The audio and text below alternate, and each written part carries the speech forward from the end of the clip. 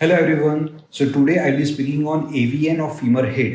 AVN એટલે કે avascular necrosis of femur head. avascular એટલે કે જ્યાં લોહીનો પ્રવાહ ના પહોંચતો હોય. નેક્રોસિસ એટલે કોઈ બી પાર્ટ ડેડ થઈ જવો.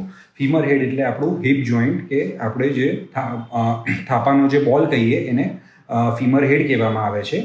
AVN of femur head, it is one of the most common reason of hip pain in young patients, especially between the age of 20 to 50. So why does AVN occur? Let's see. So એવીએનમાં સૌથી પહેલાં અહીંયા બહુ નાની blood vessels હોય છે જે કોઈ કારણસર બ્લોક થઈ જાય છે. જ્યારે એ બ્લોક થઈ જાય ત્યારે આ પાર્ટમાં બ્લડ ન પહોંચે અને એના લીધે એવીએન થાય છે. કયા પેશન્ટ્સમાં જોવા મળે? Number 1, it is more common in patients જેને બ્લડ ડિસઓર્ડર્સ હોય લાઇક સિકલ સેલ એનિમિયા.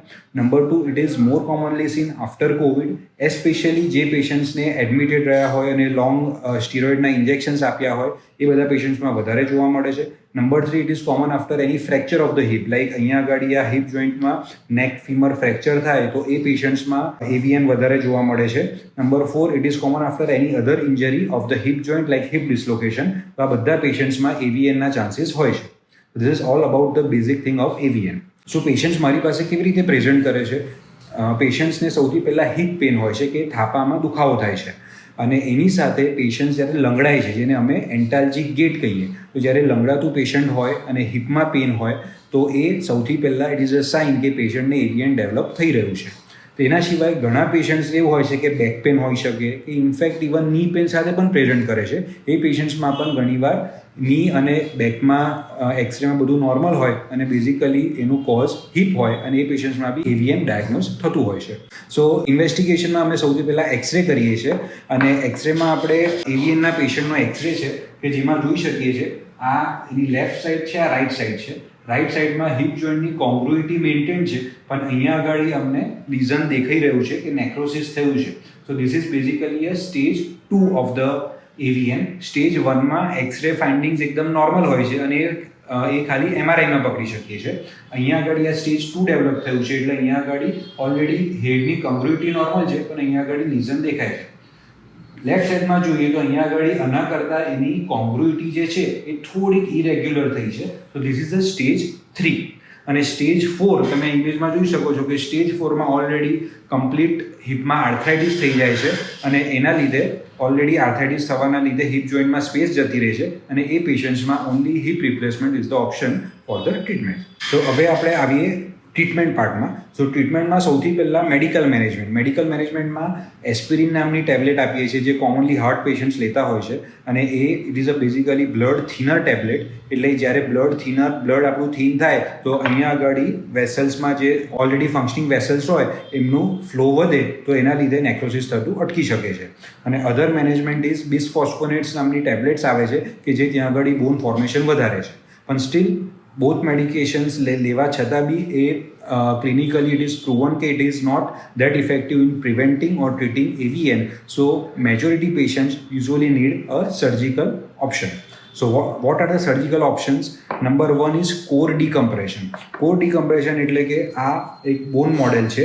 તેમાં જોઈ શકીએ છીએ કે અહીંયા આગળ બહાર એક ડ્રીલ કરેલું છે આ હોલથી અને અહીંયા આગળ અમે ડ્રીલ કરીએ અને બાજુમાં જે ઇમેજીસ દેખાય છે એ પ્રમાણે અમે અંદર સુધી અહીંયા આગળ જે ડેડ પાર્ટ હોય એની અંદરનો ત્યાં સુધી ડ્રીલ કરીએ. એના સ્પેશિયલ સ્કોપ્સથી બધું ડેડ પાર્ટ આપણે કાઢી લઈએ. So this is called core decompression. Decompression એટલે અહીંયા જે પ્રેશર હોય એનું પ્રેશર ઓછું કરી દઈએ અને ડેડ પાર્ટ બધું કાઢી લેવું. So this is the number 1 and basic surgical option of core decompression. આ દરેક પેશન્ટ્સમાં કરવું જ પડે છે. નંબર 2 જે ટ્રીટમેન્ટ પાર્ટ છે એમાં આ કર્યા પછી જે અંદર ખાલી ગેપ રહેશે તેમાં શું કરવું? એમાં 3 પાર્ટ છે. નંબર 1 ઇઝ કે આપણે પાછળ આપણું હિપ બોનની પેલ્વિક બોનમાંથી બોન મેરો એસ્પિરેટ કરીએ. બોન મેરો એટલે હાડકાની વચ્ચે જે બ્લડ હોય એને બોન મેરો કહેવામાં આવે. એમાં બોન ફોર્મિંગ સેલ્સનું પ્રમાણ કે કન્સન્ટ્રેશન વધારે હોય છે. એ બોન મેરો લઈને આપણે ડાયરેક્ટ અહીંયા હોલમાંથી અહીંયા ઇન્જેક્ટ કરી દઈએ.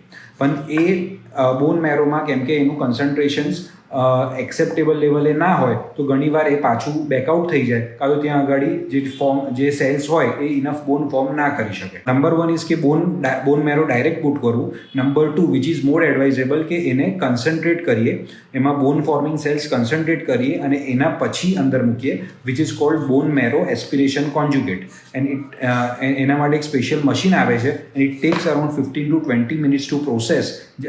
અને મીન વાઇલ અમે આ કોર ડિકમ્પ્રેશન કરી દઈએ અને એના પછી આ બોન મેરો એસ્પિરેશન કોન્જ્યુગેટ કે બીમેક આપણે અંદર મૂકી દઈએ.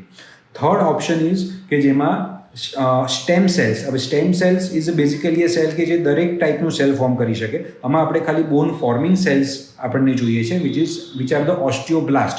તો ઓસ્ટિયોબ્લાસ્ટ સ્ટેમ સેલ્સ આપણે કેવી રીતે પ્રોક્યોર કરીએ, તો એના માટે અગેન પેલ્વિક બોનમાંથી આપણે બોન મેરો એસ્પિરેટ કરીએ, એ લેબોરેટરીમાં મોકલી અને મિલિયન્સ ઓફ સેલ આપણે લેબોરેટરીમાં ગ્રો કરીએ અને પછી એનું જ્યારે ઇફેક્ટિવ કન્સન્ટ્રેશન ગેઇન થાય તો એના પછી આપણે એને એ 1 મંથનું પીરિયડ હોય કે જેમાં એનું ઇફેક્ટિવ કન્સન્ટ્રેશન ગેઇન થાય અને એના પછી આપણે લેબમાંથી એ આપણને સેલ્સ પાછા મોકલાવીએ અને એ વખતે આપણે કોર ડીકમ્પ્રેશન કરીએ અને એ વખતે આપણે આ સ્ટેમ સેલ્સ કે ઓસ્ટિયોબ્લાસ્ટ સેલ્સ અંદર મૂકીએ.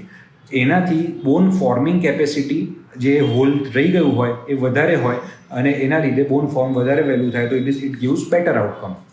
So this is about bone marrow or bone marrow aspiration conjugate or stem cells. Number 3 કે જ્યારે નંબર 3 ટ્રીટમેન્ટ ઓપ્શન ઇઝ કે જ્યારે આ કોર ડીકમ્પ્રેશન કરીએ એના પછી ફિબ્યુલા એટલે આપણું પગમાં ફિબ્યુલા નામનું બોન હોય છે એ લઈ અને આપણે અંદર મૂકી દઈએ તો એનાથી અંદર અહીંયા સપોર્ટ મળે અને કોલેપ્સ કે પાછું બેસી જાય થતાં અટકાવે છે. It is also one of the treatment of AVN. અને ફિબ્યુલામાં અગેન અધર ઓપ્શન ઇઝ કે આપણે લાઈવ ફિબ્યુલર ગ્રાફ્ટ લઈએ કે જેમાં ત્યાંની વેસલ્સની સાથે લઈએ અને અહીંયા આગળ જે ફિબ્યુલા બોન મૂકીએ એના પછી બી આજુબાજુ આપણે એનું વેસલ એનેસ્ટમોસિસ કરીએ તો that is a live fibular graft. But it has is disadvantages that it can be associated with અહીંયા ફ્રેક્ચર થઈ શકે છે નેક ફીમર, કેમ કે એના માટે બહુ મોટું હોલ કરવું પડે છે અને જ્યાંથી હાડકું લઈએ ત્યાં આગળ donor side morbidity like weakness of the ankle કે પેરેસ્થેસિયા કે ઝંઝનાટી થવું કે સૂન થઈ જવું એ લોકલ સાઇડ પર કોમ્પ્લિકેશન થતા હોય છે. These are all the treatments about AVN in stage 1, 2 and 3. Stage 1 માં only core decompression is advised. Stage 2 and 3 માં મેં કીધું એમ કે core decompression ની સાથે additionally either fibular graft or bone marrow aspiration conjugate or osteoblast stem cells. Stage 4 arthritis આપણે હું એક્સરેમાં બતાવી રહ્યું છું એ પ્રમાણે સ્ટેજ 4માં ઓલરેડી બધું ઘસાઈ ગયો છે હિપ જોઈન્ટ અને આવા કેસીસમાં આવી કોઈ બી જોઈન્ટ પ્રિઝર્વિંગ સર્જરી કામ નથી કરી રહી એટલે એમાં જોઈન્ટ રિપ્લેસમેન્ટ સર્જરી જ કરવી પડે છે જેમાં heap replacement total heap replacement આપણે રેગ્યુલરલી કરીએ છીએ. So this is all about AVN of femur head. If you are suffering from hip pain and in case you have had COVID in the past, or if you are suffering from any blood diseases, or if you have taken any skin treatment in the form of long-term steroid medications, tablets or injections, then this can be a reason for hip pain and AVN of femur head. So do not ignore this pain. If you are having any hip pain, you can consult me on the following details. Thank you.